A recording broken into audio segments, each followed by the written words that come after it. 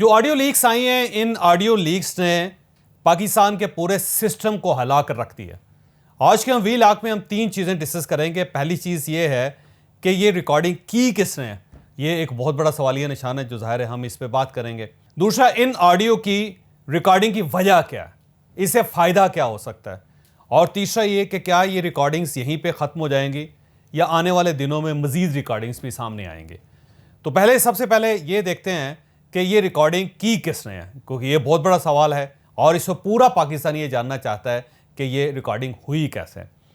पहले तो मैं आपको सिस्टम बताता चलूँ कि जो प्रेसिडेंट हाउस होता है या प्राइम मिनिस्टर हाउस होता है, उसके जितने ऑफिस होते हैं, जहाँ जहाँ प्राइम मिनिस्टर बैठता है या प्रेसिडेंट बैठता है, वहाँ पे सब बगिंग इंस्ट्रूमेंट्स लगे होते हैं। ये बगिंग इंस्ट्रूमेंट्स क्या होते हैं? ये छोटे छोटे चिप्स होते हैं जो उनके टेबल पे लगा दिया जाता है, उनकी कुर्सी पे लगा दिया जाता है, उनके गुलदान्स में लगा दिया जाता है, उनके पर्दों के साथ लगा दिया जाता है। और ये जो लोकल एजेंसीज़ होती हैं वो करती हैं। दो बड़ी एजेंसीज़ हैं जो अमूमन ये काम करती हैं। ISI, जिसके बारे में सबको पता है कि ज़ाहिर है सीक्रेट एजेंसी, उसका काम है ये। और दूसरी IB, जो इंटेलिजेंस ब्यूरो जिसको कहते हैं। ये इंटेलिजेंस ब्यूरो एक सिविल इदारा है और ये प्राइम मिनिस्टर के मुताहिद होता है। ये वो भी ये करता है और इसका मकसद ये होता है कि अंदर कोई एक्टिविटी अगर ऐसी खौफनाक चल रही हो जिसका मुल्क को नुकसान हो सकता है या प्राइम मिनिस्टर की जान को ख़तरा हो सकता है या वुज़रा की जान को ख़तरा हो सकता है, तो एजेंसीज़ को पता चल जाए। इसको कहते हैं बगिंग। तो ये अमूमन पूरी दुनिया के अंदर ही होती है और पाकिस्तान के अंदर भी ये होती है। दो ही बड़े इदारे करते हैं। अब सवाल ये है कि जब ये बगिंग हो रही होती है तो क्या उन बगिंग के लिए कोई ऐसे इंस्ट्रूमेंट्स हैं कि जिनके ज़रिए चेक किया जा सके कि कहाँ पे क्या इंस्ट्रूमेंट लगा हुआ है। तो ये एक रेगुलर एक ड्रिल है पाकिस्तान के अंदर कि प्राइम मिनिस्टर हाउस और प्रेसिडेंट हाउस और इसके अलावा आर्मी चीफ हाउस का जो रूम है या कमरे हैं या कॉरिडोर्स हैं, उन सब की स्वीपिंग होती है। उसको कहते हैं स्वीपिंग, जैसे सफाई होती है। बिल्कुल इसी तरह IB के कुछ लोग होते हैं जिनके पास इंस्ट्रूमेंट्स होते हैं, वो इंस्ट्रूमेंट्स ले के पूरे हॉल से गुजरते हैं, फिर कुर्सी के पास से गुजरते हैं, फिर टेबल के पास से गुजरते हैं, फिर जो इक्विपमेंट्स है वहाँ पे जो प्राइम मिनिस्टर हाउस में लगे हैं उसको चेक करते हैं। उनके जो फ़ोन है उनको रोज़ चेक किया जाता है। इसको कहते हैं स्वीपिंग। और ये स्वीपिंग रोज़ाना रेगुलर बेसिस पे होती है और उसमें अगर किसी ने कोई बगिंग इंस्ट्रूमेंट लगाया हो तो फौरी तौर पे उसे डिटेक्ट कर लिया जाता है और फिर वहाँ से उसको रिमूव कर दिया जाता है और ये भी देख लिया जाता है कि ये किसने लगाया। सेम इसी तरह ISI जो है वो भी इस टाइप का काम करती है ताकि देखा जा सके कि किसी अदारे ने वहाँ पे कोई बगिंग इंस्ट्रूमेंट्स तो नहीं लगाया हुआ है। इसको कहते हैं बगिंग। ये मोटे इंस्ट्रूमेंट्स होते हैं और इनको ट्रेस किया जा सकता है, इनको देखा जा सकता है, इनको तलाश किया जा सकता है।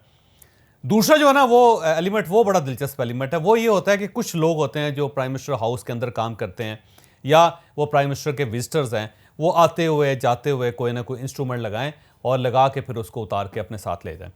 इसके लिए दो किस्म के काम दुनिया के अंदर इस्तेमाल होते हैं। एक धागा होता है, बिल्कुल छोटा सा वायर होती है, या ऐसे धागा जैसे कोट के ऊपर लगा होता है, इंसान तोड़ के उसको किसी जगह फेंक देता है या रख देता है।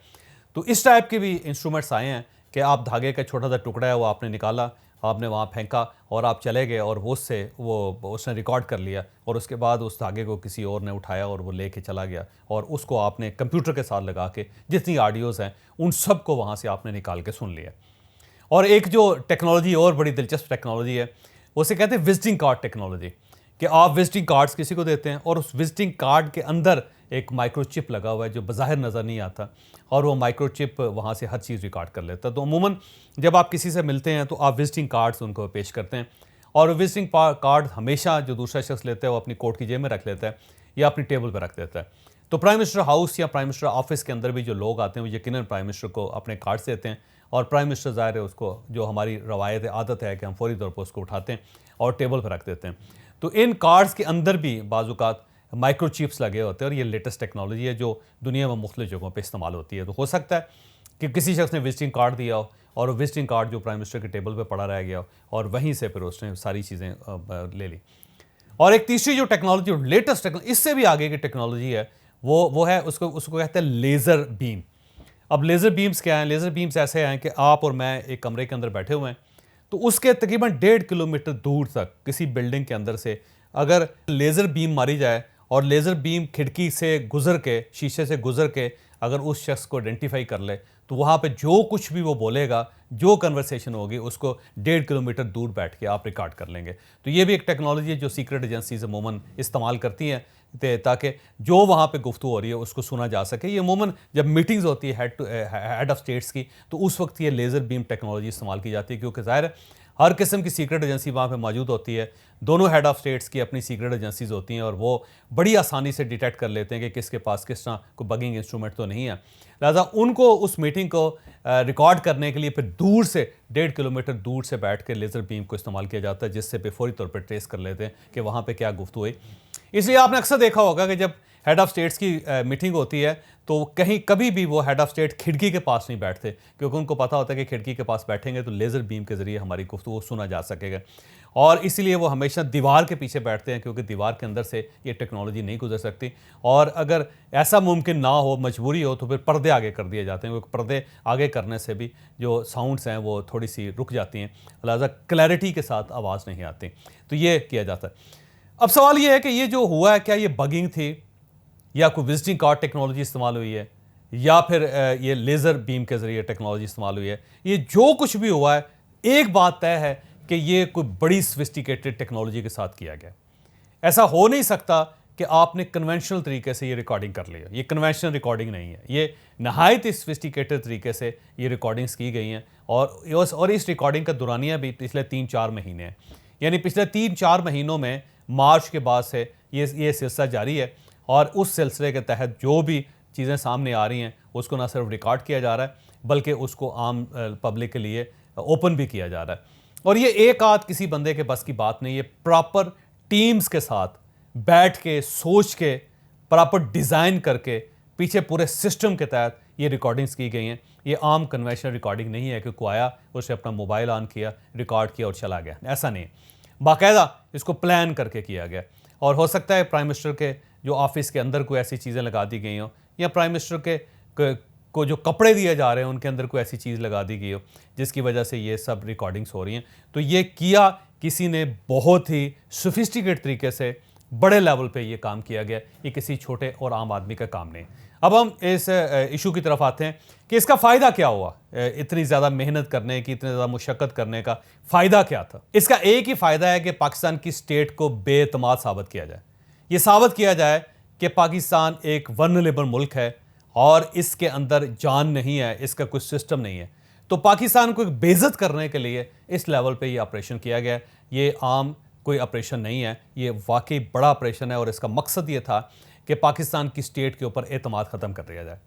तो जब से ये लीक्स आई हैं, उसके पहले मरीम नवाज से रिलेटेड मियां नवाज शरीफ और तोकीर शाह साहब जो उनके प्रिंसिपल सेक्रेटरी हैं, वो जब लीक सामने आई तो उससे आप देखें कि पूरी सोसाइटी शेक होकर रह गई कि प्राइम मिनिस्टर हाउस भी अब सेफ नहीं है। वहाँ पे भी अगर प्राइम मिनिस्टर अपने प्रिंसिपल सेक्रेटरी के साथ बैठ के, जहाँ पे कोई तीसरा आदमी नहीं है, वहाँ पे बैठ के जब बात करता है तो वो बात ओपन हो सकती है, वो बाहर निकल सकती है। जो इसका क्या मतलब है? इसका मतलब ये हुआ कि आपने स्टेट के ऊपर एतमाद ख़त्म कर दिया। और उसके बाद जब इमरान खान साहब से रिलेटेड जो लीक सामने आई तो उसने भी साबित कर दिया कि आप बंद कमरों के अंदर प्राइम मिनिस्टर हाउस के अंदर बैठ के भी कोई बात करेंगे तो वो भी पब्लिक हो सकती है। तो इससे स्टेट का जो एतमाद था वो मुतज़लज़ल कर दिया गया।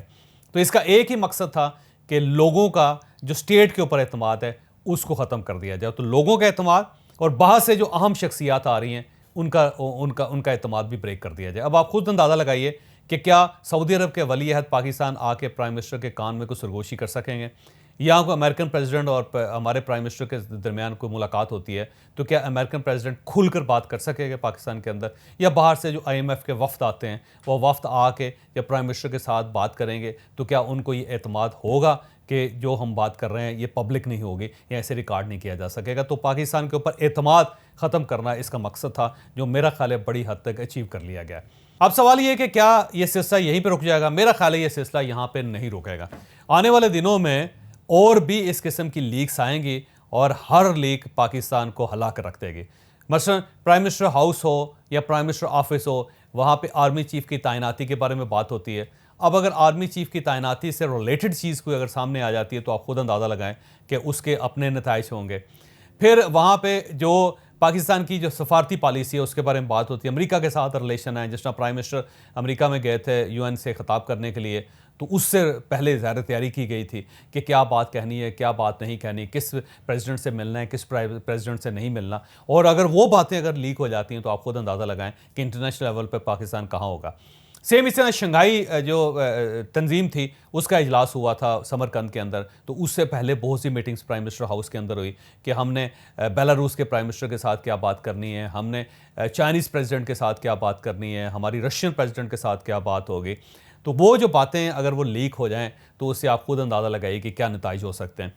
सेम इसी तरह जो फैटफ के अंदर पाकिस्तान के मसाइल थे, अगर फैटफ के अंदर भी बहुत सारी जो मामलात हैं उस पर मीटिंग हुई प्राइम मिनिस्टर हाउस के अंदर, तो फैटम से रिलेटिव चीज़ें अगर बाहर आ जाती हैं कि हाफिज़ सईद साहब के बारे में हमने क्या करना है, या जो टेररिस्ट तंजीमें हैं उनके बारे में क्या करना है, जो वेलफेयर की तंजीमें हैं उनके नाम चेंज करके हमने पाकिस्तान के अंदर कितना उनको इजाज़त देनी है, या जो हमारे अपने मिशंस हैं बाहर वो जो काम कर रहे हैं उसको हमने कैसे करना है, या हमारी जो ऑफशोर कंपनीज हैं पाकिस्तान की स्टेट लेवल पे वो कौन कौन सी है और उससे उनके साथ हमने कैसे डील करना है। तो ये सारी इंफॉर्मेशन अगर बाहर आ जाती है तो खुद अंदाज़ा लगाएं कि क्या मामलात बचेंगे। फिर इसी तरह अगर पाकिस्तान मुस्लिम लीग नून के लोगों ने आसफ अली ज़रदारी के बारे में गुफ्तगू की हो, मौलाना फजलुर रहमान के बारे में गुफ्तगू की हो, अख्तर मैंगल साहब से रिलेटेड गुफ्तगू की हो, तो अब आप खुद अंदाज़ा लगाइए कि वो गुफ्तगू अगर बाहर आ जाती है तो उसके नताइज जो हैं वो ज़ाहिर है इस इत्तेहाद को भुगतना पड़ेंगे और ये गवर्नमेंट ख़त्म हो जाएगी। तो वो आने वाले दिनों में जो वीडियोस आएंगी, क्योंकि ये जो क्लेम किया जा रहा है कि 160 घंटे या 200 घंटे की वीडियोस हैं या ऑडियोज़ हैं, वो जब ऑडियोज़ और वीडियोस बाहर आती हैं और लीक्स होती हैं तो आप खुद अंदाज़ा लगाइए कि उसका जो नतीजा पाकिस्तान के अंदर निकलेगा वो इंतहाई खौफनाक होगा।